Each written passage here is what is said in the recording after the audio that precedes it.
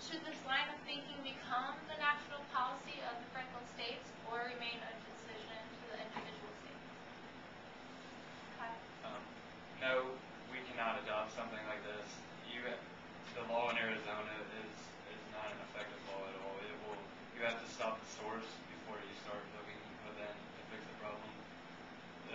It's just racial profiling is what it is, and you need to secure the borders within the state or the country before you can start looking within. You have to stop the source before you can fix anything else. I agree with Kyle. This law can only lead to racial profiling. And to answer your other question about whether this should be left up to the states or the national government, the reason Arizona had to make this law is because the national government doesn't have a strong policy against immigration. The FSA should have a strong policy against illegal immigration. Illegal is in the word. We should treat it just like any other law breaking. I mean, it's not acceptable.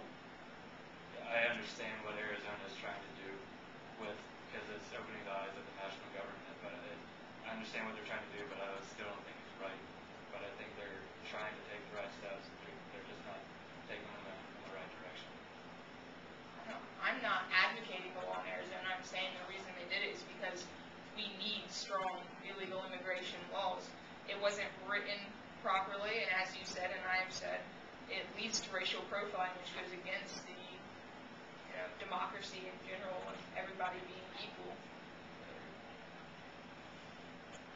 Okay, well, the point that many others might make is that illegal immigration, in fact, helps our economy, which you both said is very important to you. How do you feel about this? Well, it helps the economy, but it is illegal. I mean, the people that are already here and are coming here already, they're helping the economy, but it's still illegal, and we cannot accept this as a viable source to help the economy.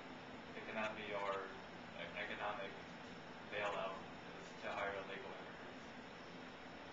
I agree. I mean, I would also say that legal immigration can be hurting the economy too. Yes, they do a lot of jobs. However, they take those jobs away from legal FSA citizens.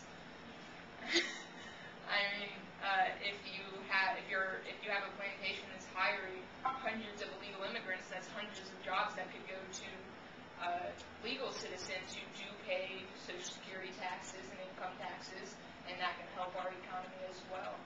Well, how do you respond to the comment that illegal immigrants do the jobs that other citizens don't want? Right now, with the way the economy is, it's hard to get a job. I mean, there are a lot of people unemployed. It's at the point where that's no longer true. People are going to take whatever job they can get. And because they are legal citizens, there's minimum wage laws, which means they will be paid more than illegal immigrants because business owners tend to take advantage of illegal immigrants and pay them much less.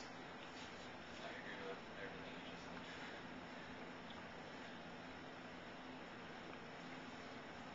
Do you have another question, Jason? I believe I have no other questions. Is there anything you guys would like to clarify about your party before we end this debate? Oh, I wanted to bring up an issue I had with Addie's party of not having a central banking system and letting the states decide. I wanted her to see if she could clear that up before I see what she meant by that. See if I was confused on the reading or Okay. This was brought up in a previous interview of mine, and I'm not ashamed to admit, I was taken off guard by it. I think what my policy chief was trying to say is not that there should be no central banking system, but that the state central banking system would make decisions under the national government's just baseline monetary policies, and after that, while following that, they would make their own decisions on the monetary policy of their individual states. So would you have a unitary monetary system like the dollar in the United States that's applied to all the states? Yes, I think that was taken the wrong way, that we would be like the United States before they had the Constitution and have 13 different dollars, pretty much. I apologize if that was taken the wrong way or misunderstood. It was written poorly.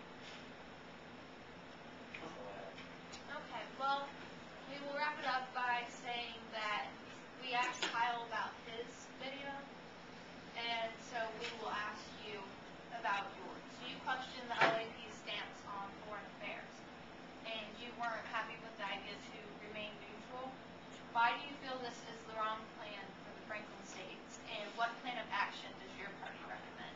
Okay, well, we're allies with the U.S. They've been with us from our very founding, and we can't remain neutral with the war on terror. I mean, the terrorists aren't remaining neutral, which was obvious by the terrorist attack on FSA November 11, 2001.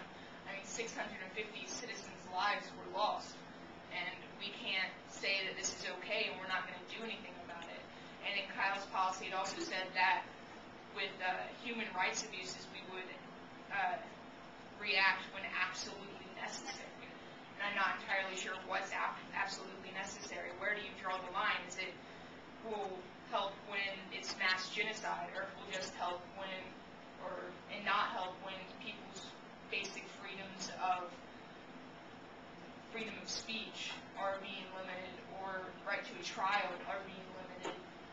I just don't know what the line is. And with his remaining neutral, I don't think that you can look at other countries that have dictators running them and think, well, it's not affecting us, let's just leave it alone.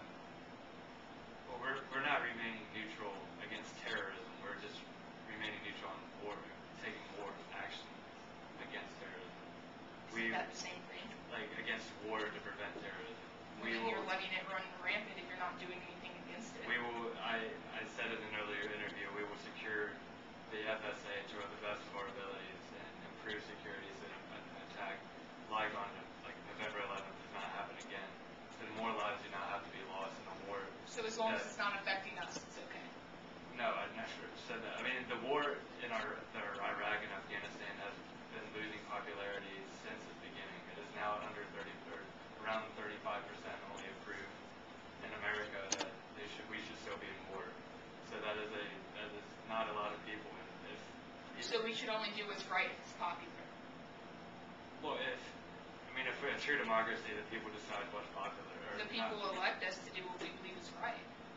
Well, that's one way to look at it, or we can listen to what the people are saying while we're still in office, and they say, the majority of the people say we do not need to be in war, and I agree with them because more lives, we're not succeeding in the war.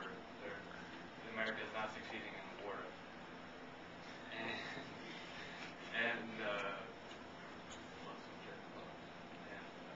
You were saying that we're not succeeding. What's your basis on that?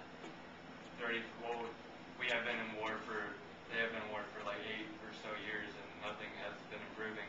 There's still violence, and Haven't they had numerous elections, which is they are not real elections. They have been known to be fixed elections, and the people are not happy. That's why there are so many revolts and so many protests in those countries that the majority of the people So are we not should happy. leave them while they're down, while they don't have a strong government. We should leave them to figure it out themselves. It's not our. It's not our problem. It's not the Franklin States of America's problem. Exactly. So what I said before, as long as it's not affecting us, it's okay. Well, now it's the United States problem, and they have gotten themselves into this war, and they will fix it. But aren't the United States our allies? Don't we? Just because they are our allies does not mean we have to do every single thing that they agree on. Not everything, but when they need help, didn't we agree to go help them by being allies with them? They've helped us.